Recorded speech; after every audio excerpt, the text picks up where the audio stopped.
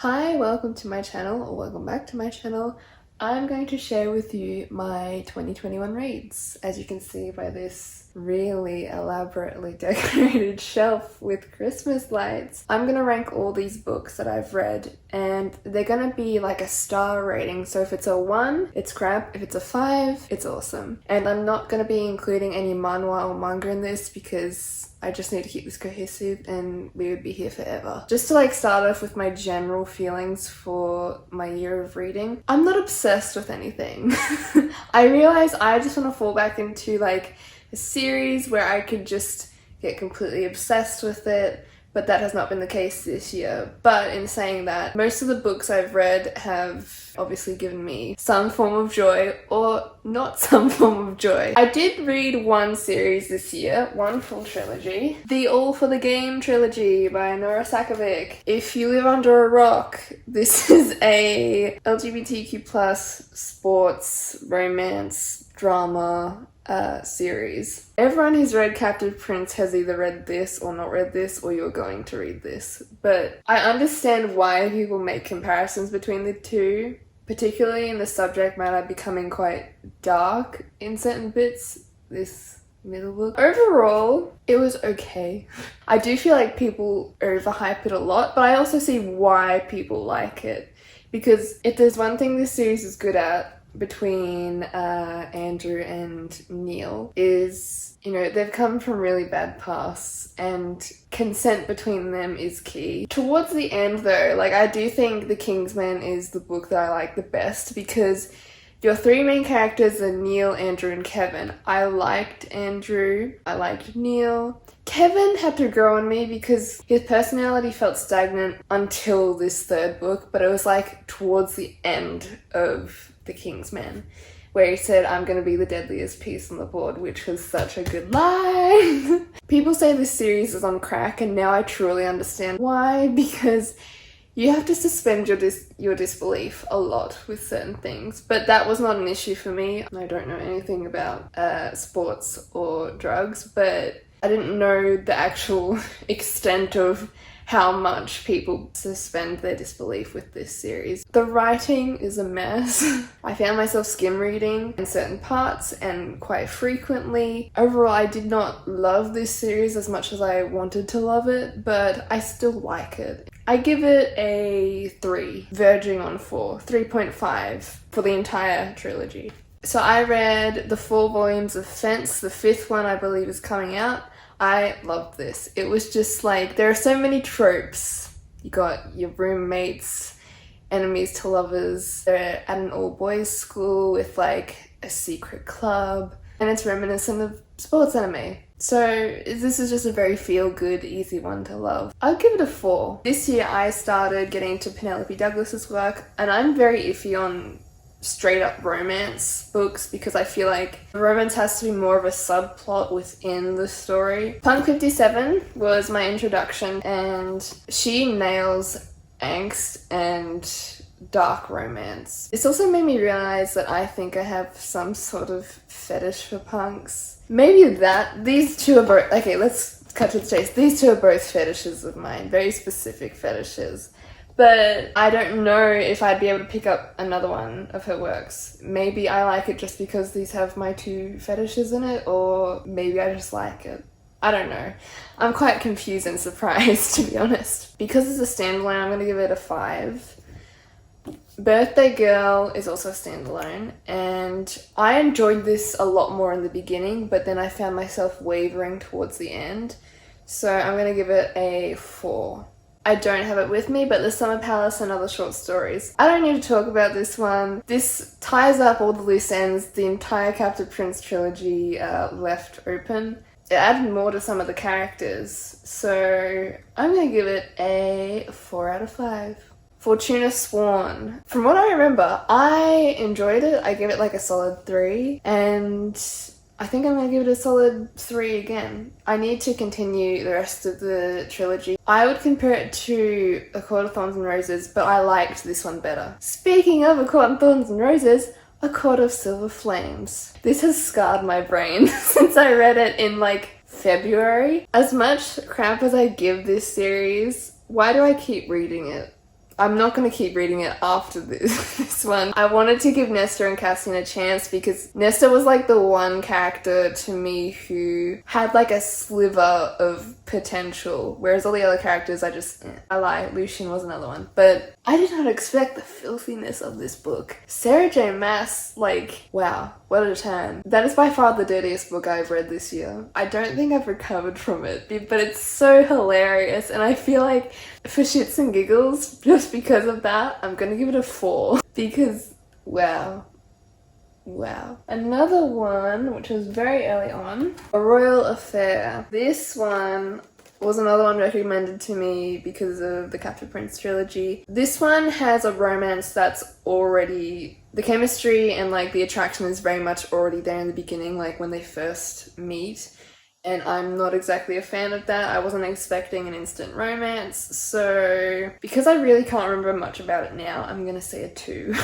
A Room Called Earth. This is by an Aussie author, and this like takes place over one night, and it's about like this autistic girl who goes to a party and she's like examining all the social situations that take place and like expectations and whatnot. But this was full of a lot of, as you can see, I've tabbed a lot. There was just so much in this that I could relate to. Like she touches on like different topics like the relationships with men and women, fathers and daughters, just again social expectations. That's as far as I can remember. And I would give it a 3. XOXO. This one was really cute and simple. It's very much like a K-drama. I liked it, although I found myself wavering in parts. When I say wavering, I mean it just doesn't hold my interest. But I would give it a solid 3. How the King of Elfheim Learned to Hate Stories. I don't need to say much. This is beautiful. It's Carden's point of view. A solid 4. I need to like reread the series, but I don't have my books. This one's a really old one. I feel like this was published in the 2000s, but I can't remember much.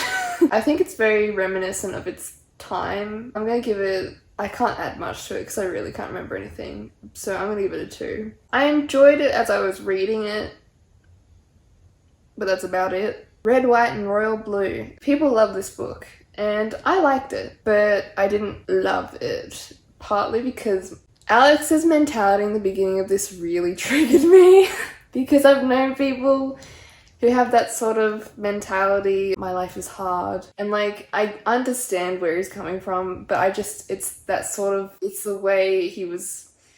It's hard to explain, but I just did not like him in the beginning. I liked him by the time I ended it, obviously, but just in general, like this book, it's okay, it's fine. I'm not really taking to it that much as everyone else is, but I would give it a 3. Alan Unwin sent this to me, which is Sugartown Queens. It did what it had to do. I like the message of this book. It's very positive. No matter how hard your life gets or how difficult your family members can sometimes be, the message is just very uplifting.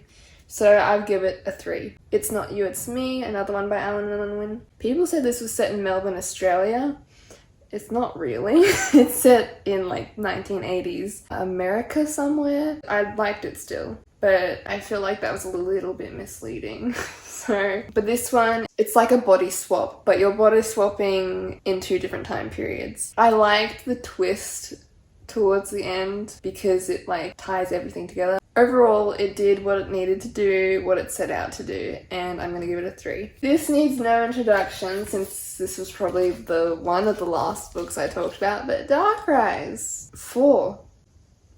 Can't wait for the rest of the trilogy. Vicious. This was my introduction to V. Schwab, and I love her writing. Again, I could say a lot of things about this, but I've already done videos on it, so I'm going to give it a 4. The Swift and the Harrier. This was another one sent to me. This is a historical romance, technically. It's set in a very specific time period where an actual war took place, and this specific time period is not something that I'm drawn to. Even though I like historical, I generally like ancient historical stuff. I would give it a 2. The story is all there, but this one was just not for me. Yes, Daddy. So I'm doing a reading vlog on this. Don't know if it's out by the time I've posted this, probably isn't, but this was a very juicy sensual thriller in the beginning for me, and I pictured as like Parasite and Get Out, but it leaned too far heavily into trauma for me. Like the title Yes Daddy, this is all about trauma. You don't know it, but this is all about trauma and overcoming that trauma. It just didn't make me feel good when I got to the end. It had that element in the beginning, as I said, of like a juicy thriller, but then I think it just got too heavy for me to enjoy it towards the end. But overall, I think that this does have a strong message about trauma, but it's gonna be mixed feelings among people. So I'll still give it a 4. Actually, no, 3.5. 3.5. Law and Lust. Now, I am doing a reading vlog on this as well, because look at the cover. Stunning. This is a gay vampires romance, and all I can say is that if you're someone who's into like sweet, happy, healthy couples, this is your book. I will get into more of my feelings in the vlog. Overall, I'd give this a 3. Now, I only read The Bloody Chamber, the first short story in The Bloody Chamber. I've read this book before, as you can tell by all my tabs and annotations, but I'm doing this for my thesis. I cannot recommend this book enough if you're looking for feminism and like dark fairy tales, because Angela Carter, she's an icon. To me, her writing is beautiful. Some people will say it's purple prose or it's verging on that. But if you have the same taste as me, you're in that sort of mood for that writing, this is it. And I just love books that you can like analyze and like break down and like tear apart and like come up with ideas for yourself.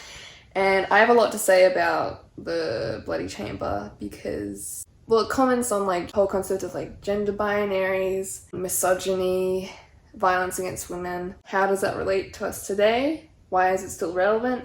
Anyway, you can see I can talk about it forever, but 5. And the last 2. So, you've seen these everywhere. I read this, DNF'd this. Where is plot? I can't find it. Where are characters that I'm interested in? I cannot find them. Poppy and what's his face? I can't remember his name. This is gonna sound so weird, but they're acting within their gender stereotypes. Alpha and the heroine, who's meek. I know she changes and gets more powerful, but like the guy, Castile, was just so unbearable for me. He was very creepy. Honeydew. I ended up laughing towards this series a lot because I just don't like it at all. I understand why people like it, and I can appreciate that. It's not for me. It's really not for me. So 2. Okay.